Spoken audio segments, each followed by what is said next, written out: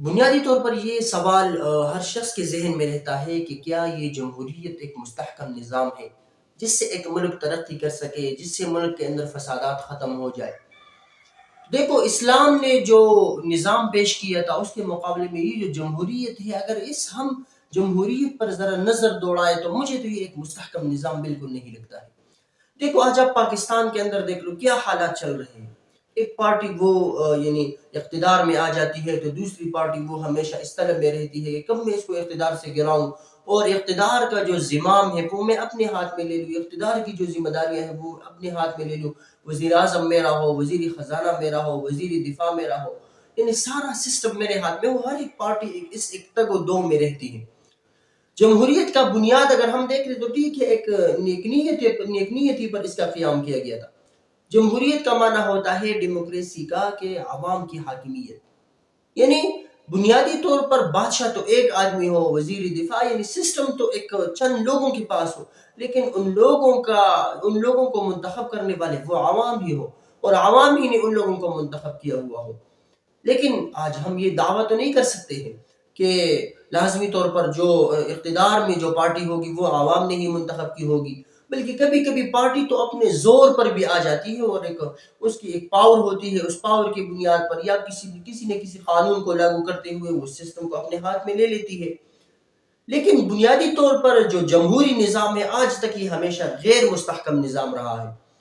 اور بالکل کسی نے صحیح کہا ہے کہ اب دنیا فاشزم کی طرف جا رہی ہے۔ فاشزم کیا ہے یہ تو ایک الگ موضوع ہے جس پر میں کبھی آپ کے سامنے گفتگو کروں گا، لیکن ابھی بنیادی جو سوال ہے وہ یہی ہے کہ کیا جمہوریت ایک مستحکم نظام ہے؟ تو غور کرنے سے مجھے دو ایسے وجوہات ملے ہیں جن سے پتہ چلتا ہے کہ جمہوریت یہ مستحکم سسٹم نہیں ہے۔ جمہوریت سے ایک ملک کا نظام وہ ترقی پر نہیں آ سکتا ہے۔ کوئی بھی ملک جمہوریت کی بنیاد پر ترقی نہیں کر سکتی ہے۔ ان میں دیکھو بنیادی وجہ یہ ہے کہ جمہوریت میں اختیار کو تقسیم کیا گیا ہے۔ تین اداروں کے پاس وہ ملک کا سارا سسٹم ہوتا ہے، وہ تین ادارے اس ملک کو چلاتے ہیں۔ ان میں ایک وہ پارلیمنٹ ہے جو قانون بناتی ہے، اور سپریم کورٹ ہے جو پھر اس قانون کی تشریح کرتی ہے، اور وزیر اعظم یا ادارے وغیرہ ہے جو انتظامی لوگ ہوتے ہیں جو اس قانون کی تحفظ کرتے ہیں، قانون کو اس ملک کے اندر رائج کرتے ہیں۔ یعنی جمہوریت میں اختیار کو تقسیم کیا گیا ہے، قانون بنانا، قانون کی تشریح کرنا، قانون کو رائج کرنا، اس کی تحفظ کرنا۔ تو اب اس میں ہوتا کیا ہے کہ اختلاف پیدا ہو جاتا ہے۔ کبھی کبھی ایسا ہوتا ہے کہ قانون بن جاتا ہے لیکن آگے جا کے اس کی تشریح غلط ہو جاتی ہے، یا ایک قانون بن جاتا ہے لیکن سپریم کورٹ میں اس کے خلاف کوئی یعنی درخواست وغیرہ دائر کر لیتا ہے، یا اس قانون کو لاگو کرنے والے جو ادارے ہوتے ہیں، جو وزیر اعظم ہوتا ہے، جو انتظامی ٹولہ ہوتا ہے، جو اقتدار میں آنے والا ٹولہ ہوتا ہے، وہ خود اس قانون کو لاگو نہیں کرتے ہیں، اس قانون کا خود وہ تحفظ نہیں کرتے ہیں، اور یہ ہمیشہ جمہوریت کے اندر ایک مسئلہ رہا ہے۔ دیکھو، سب سے پہلی جمہوریت جو قائم ہو گئی تھی وہ فرانس، انقلاب فرانس جمہوریت کے لیے یا ڈیموکریسی کے لیے ایک بنیاد ہے۔ وہاں پر جو پرنس لوئی تھا اس کے سسٹم کو بھی اگر آپ دیکھ لیں تو وہ بھی ایک غیر مستحکم تھا۔ کبھی یعنی وہ وفات پا گئی، پھر جب لوگوں نے ان کو مار دیا، ان کے خلاف ایک فیصلہ آیا کہ بھئی اس نے تو غداری کی ہے ملک کے ساتھ، تو پھر آگے لوگوں نے ایک کنونشن بنائی جو ملک کو چلاتا تھا، ان کو پھر نظام کے چلانے کا طریقہ ہی نہیں آ رہا تھا، جس کی وجہ سے یعنی ان کا ملک پھر بھی وہ تباہی کا شکار ہوا، اور وہاں پر پھر وہ جھگڑے اور فسادات ہونے لگے۔ تو اس وجہ سے بنیادی وجہ یہ ہے کہ جمہوریت میں اختیار کو تقسیم کیا گیا ہے، جس کی وجہ سے یہ ہمیشہ غیر مستحکم رہا ہے، اور ہمیشہ ان اداروں میں اختلافات ہوتے آ رہے ہیں۔ ایک پارلیمنٹ اور سپریم کورٹ، آج آپ اپنے پاکستان کی حالت کو دیکھ لیں، ایک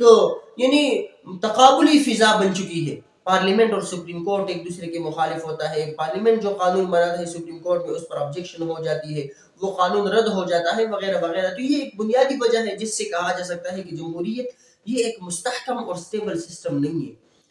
اور دوسری بنیادی وجہ دیکھو، ایک مسلمان ہونے کے ناطے اسلام عہدوں کے بارے میں کیا رائے رکھتا ہے؟ اسلام کہتا ہے کہ ٹھیک ہے، آپ کے اندر اہلیت تو ہوگی کسی نظام کو چلانے میں، آپ بادشاہ بننے کے قابل ہوں گے، آپ وزیر دفاع، وزیر خزانہ بننے کے قابل تو ہوں گے، لیکن آپ کے دل میں اس کی لالچ، اس کی طلب اور اس کی پیاس نہیں ہونی چاہیے کہ آپ خود اس کے لیے تگ و دو کریں اور کوشش کریں، کیونکہ آپ کوئی بھی فقہ کی کتاب اٹھا لے، وہاں پر یہ لکھا گیا ہے کہ کسی بھی انسان کو طلب کرنے پر قاضی نہیں بنایا جا سکتا ہے، بلکہ اہلیت پر، میرٹ پر کسی کو قاضی بنایا جائے گا۔ لیکن ڈیموکریسی میں اور جمہوریت میں آپ دیکھ لیں، ہر پارٹی کوشش کرتی ہے کہ اقتدار میرے ہاتھ میں آئے، سسٹم کو میں اپنے ہاتھ میں لے لوں، اور ہر پارٹی، جب کوئی پارٹی اقتدار میں آ جاتی ہے تو جو اس کے مقابلے میں اپوزیشن ہوتی ہے وہ ہمیشہ کوشش کرتی ہے کہ میں کسی نہ کسی طرح یہ جو اقتدار اس کے ہاتھ میں ہے، اس کے ہاتھ سے میں لے لوں، اور اپنے ہاتھ میں یعنی اقتدار میرے ہاتھ میں ہو۔ تو یہ دو بنیادی وجوہات ہیں جن کی وجہ سے کہا جا سکتا ہے کہ جمہوریت یہ ایک غیر مستحکم نظام ہے۔ وہ امریکہ کے مصنف نے ایک بات لکھی تھی کہ دیکھو، ہمیشہ دنیا کی تاریخ میں لوگ اختلاف کرتے آ رہے تھے کہ سسٹم کس طرح ہونا چاہیے، ایک ملک کا نظام کس طرح چلانا چاہیے۔ آخر میں آ کر جو عروج پر ایک نقطہ پہنچا وہ ایک جمہوری سسٹم تھا، کہ یہ ایک انتہائی بنیادی اور آخری سسٹم ہے بنی نوع یعنی آدم علیہ السلام کے اولاد کے پاس، کہ جس سے وہ ایک ملک کے سسٹم کو، نظام کو چلا سکتے ہیں۔ لیکن آج وہ خود، میں کہتا ہوں کہ اپنے الفاظ پر پریشان ہوں گے، کیونکہ دنیا کے اندر ہم دیکھ لیں، خود امریکہ کو آپ دیکھ لیں یا یورپین سسٹم کو آپ دیکھ لیں، ٹھیک ہے وہ ایک پاورفل کنٹریز ہے تو وہ اپنے نظام کو مستحکم رکھتی ہے، لیکن پھر بھی کہیں نہ کہیں اس میں بھی اختلاف انتہائی شدید طریقے سے ہوتا جاتا ہے۔ جیسا کہ آپ بائیڈن اور ٹرمپ کے اختلاف کو دیکھ لیا، پاکستان کے اندر آپ اپوزیشن اور اقتدار میں رہنے والے پی ڈی ایم جو پارٹیز ہیں ان کو آپ دیکھ لیں، تو ہمیشہ یعنی جمہوری سسٹم ہمیشہ ایک غیر مستحکم سسٹم رہا ہے۔ اور آج میں آپ کو بتا رہا ہوں، بہت زبردست کہا ہے خالد محمود صاحب نے کہ، اور بالکل میں ان کے ساتھ اتفاق کرتا ہوں، کہ آج جمہوریت یہ ایک فیل سسٹم ہو چکا ہے، فیل ہو چکا ہے یہ سسٹم، اور دنیا اب کوشش کر رہی ہے کہ ہم فاشزم کی طرف چلے جائیں۔ اب فاشزم کیا ہے، اس کی تفسیر تو میں کسی دوسرے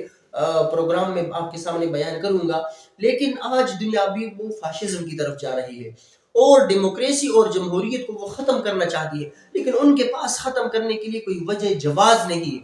کیونکہ لا محالہ جب آپ نے 200 سال 300 سال دنیا کے اندر ایک سسٹم کو رائج رکھا، ابھی آپ اس کو ختم کر رہے ہو تو لوگ سوال کریں گے،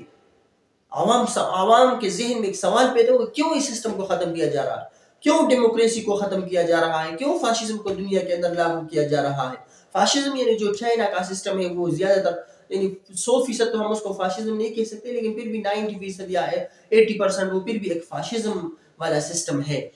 تو اس وجہ سے جمہوریت یہ ایک غیر مستحکم نظام ہے۔ نظام وہ مستحکم ہے جو اسلام نے پیش کیا، جو قرآن نے پیش کیا، جو حدیث نے پیش کیا، جو صحابہ کرام رضوان اللہ علیہ مجمعین کی زندگی اور لائف نے ہمارے سامنے جو نظام پیش کیا، وہ ایک مستحکم نظام تھا۔ اب وہ نظام کیا تھا، انشاءاللہ اگلی کسی پروگرام میں آپ کے سامنے اس کی تفصیل رکھوں گا۔